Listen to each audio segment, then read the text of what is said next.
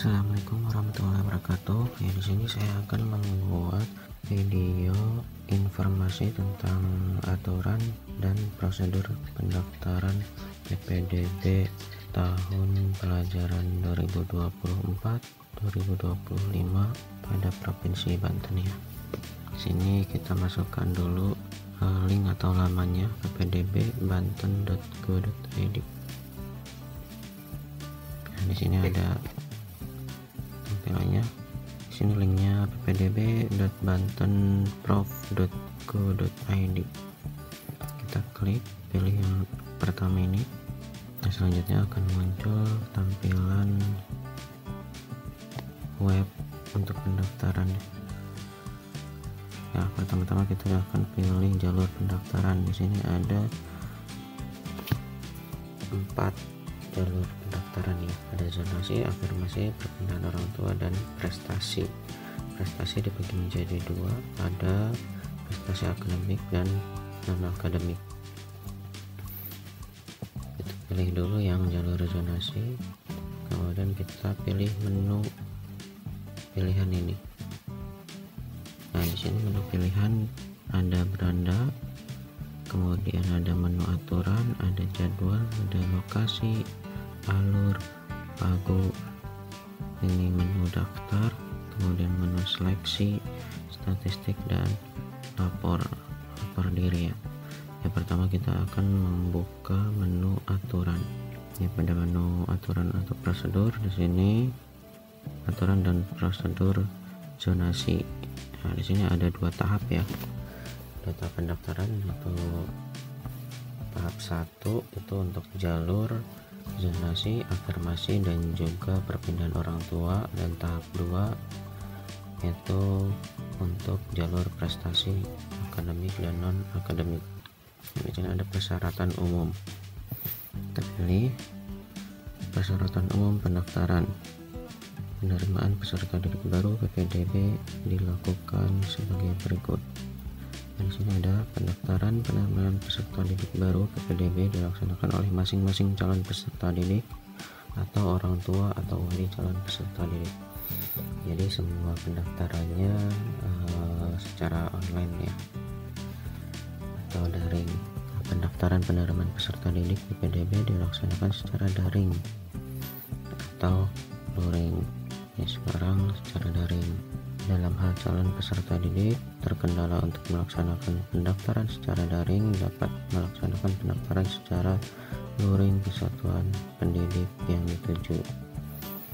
Kemudian poin keempat, pendaftaran bagi calon peserta didik dari luar provinsi melampirkan surat keterangan dari satuan pendidikan asal. Kemudian melakukan verifikasi dan validasi dokumen pendaftaran ke kantor cabang dinas atau KCD pendidikan dan kebudayaan wilayah satuan pendidikan yang dituju untuk mendapatkan persetujuan. Jadi ini meminta untuk mendapatkan surat rekomendasi dari KCD. Selanjutnya, calon peserta didik dari satuan pendidikan di luar negeri dengan kurikulum nasional melampirkan surat keterangan dari satuan pendidikan asal, melakukan verifikasi dan validasi dokumen pendaftar ke KCD. Ini surat rekomendasi juga sama pendidikan kebudayaan wilayah satuan pendidikan yang dituju untuk mendapatkan persetujuan.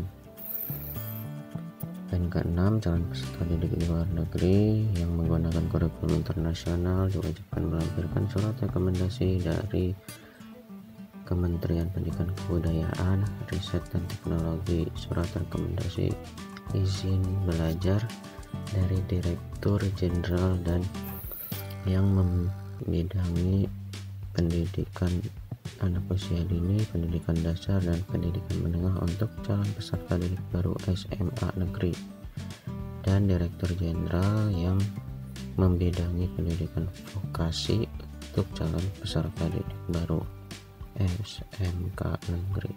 Melakukan verifikasi validasi dokumen pendaftaran ke kantor cabang KCD pendidikan dan kebudayaan wilayah satuan pendidikan yang dituju untuk mendapatkan persetujuan.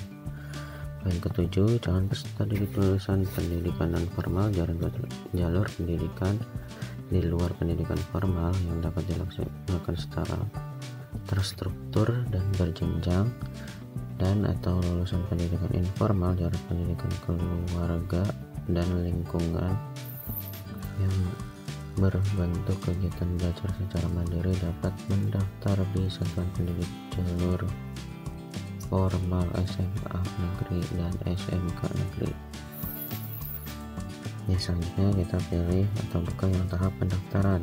Ini untuk tahap pendaftaran pada penerimaan peserta didik baru PPDB SMA negeri dilakukan dalam 2 tahap. Tadi ada 2 tahap ya, dengan ketentuan sebagai berikut. Pendaftar calon pendidik SMA negeri dilaksanakan secara daring. Jadi tahun ini berbeda dengan tahun kemarin ya, yang masih harus mengumpulkan berkas. Tahun ini tidak perlu mengumpulkan berkas kecuali file yang uploadannya tidak sesuai atau tidak jelas, yaitu akan diminta untuk datang ke satuan pendidikan yang dituju ya. Nah, misalkan sudah jelas, cukup dengan pendaftaran secara daring saja atau online. Jika mengalami kendala secara daring, dapat langsung datang ke satuan pendidikan yang dituju. Tahap pertama adalah ini ada 2 tahap. Tahap pertama itu tadi tahap pendaftaran jalur zonasi, afirmasi, dan perpindahan orang tua atau wali. Tahap kedua yaitu pendaftaran jalur prestasi, meliputi prestasi akademik dan prestasi non akademik.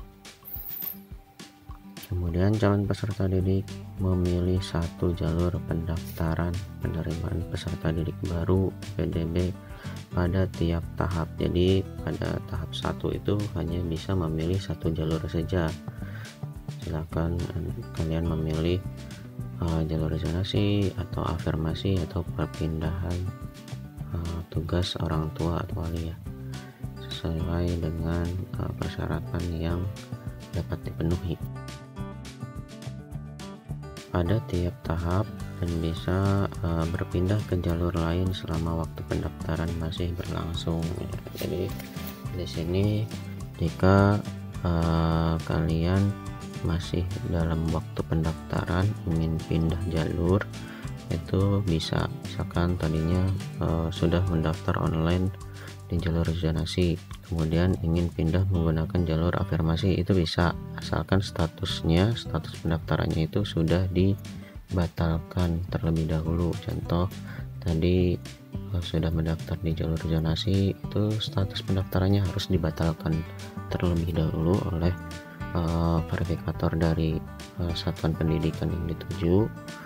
Jika statusnya sudah ditolak, status pendaftaran online-nya sudah ditolak, itu bisa pindah jalur, atau misalkan ingin menggunakan jalur yang sama, zonasi ke zonasi, mendaftar lagi, itu bisa, misalkan untuk di satuan pendidikan yang sama atau satuan pendidikan yang berbeda, asalkan dengan status pendaftaran online-nya sudah dibatalkan terlebih dahulu dalam waktu pendaftarannya masih berlangsung ya. Itu untuk tahap 1 itu dari tanggal 19 sampai tanggal 23 Juni 2024.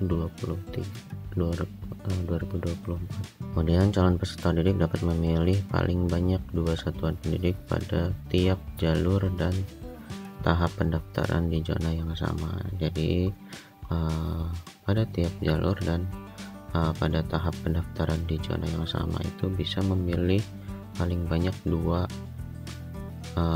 satuan pendidikan ya. Contoh di jalur zonasi bisa memilih 2 sekolah, jalur afirmasi bisa 2 sekolah, jalur perpindahan orang tua juga bisa 2 sekolah. Begitu pula di tahap kedua atau jalur prestasi juga bisa memilih 2 sekolah atau 2 satuan pendidikan. Calon peserta didik yang tidak lolos seleksi pada jalur zonasi pada tahap 1 dapat mendaftar kembali pada jalur prestasi di tahap kedua. Jadi kesimpulannya, kalau misalkan kalian sudah mendaftar di tahap 1 menggunakan jalur zonasi, itu misalkan sudah pengumuman hasil tidak diterima, kemudian pada saat tanggal 1 sampai tanggal 5 Juli 2024 ingin mendaftar lagi menggunakan jalur prestasi, itu bisa. Kemudian pendaftaran penerimaan peserta didik baru PPDB SMK Negeri dilakukan dengan ketentuan sebagai berikut.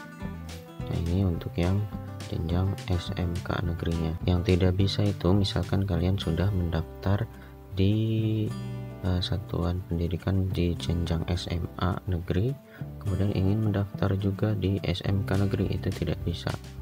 Begitu pula sebaliknya, misalkan sudah mendaftar online di jalur SMK negeri, kemudian ingin daftar lagi di jalur di SMA negeri, itu tidak bisa, karena satu NISN itu hanya bisa mendaftar di satu jenjang saja, baik itu SMA negeri atau SMK negeri.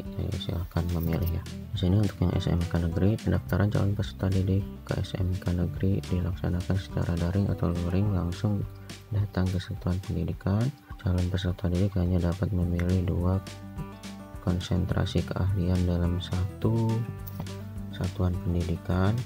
Kemudian calon peserta didik mengikuti tes bakat dan minat sesuai dengan ketentuan yang dilaksanakan oleh satuan pendidikan. Jadi untuk di SMK negeri ini itu ada tes bakat dan minatnya ya. Jadi selain mendaftar online, itu harus mengikuti tes bakat dan minat sesuai ketentuan yang dilaksanakan oleh satuan pendidikan. Yang ketiga, pendaftaran penerimaan peserta didik baru PPDB SKH negeri dilakukan secara luring. Ini untuk yang SKH negeri itu secara luring. Baik, mungkin cukup sekian untuk video kali ini, untuk video tentang aturan dan prosedur pendaftaran PPDB tahun pelajaran 2024-2025 pada Provinsi Banten ya, di Provinsi Banten khususnya. Terima kasih.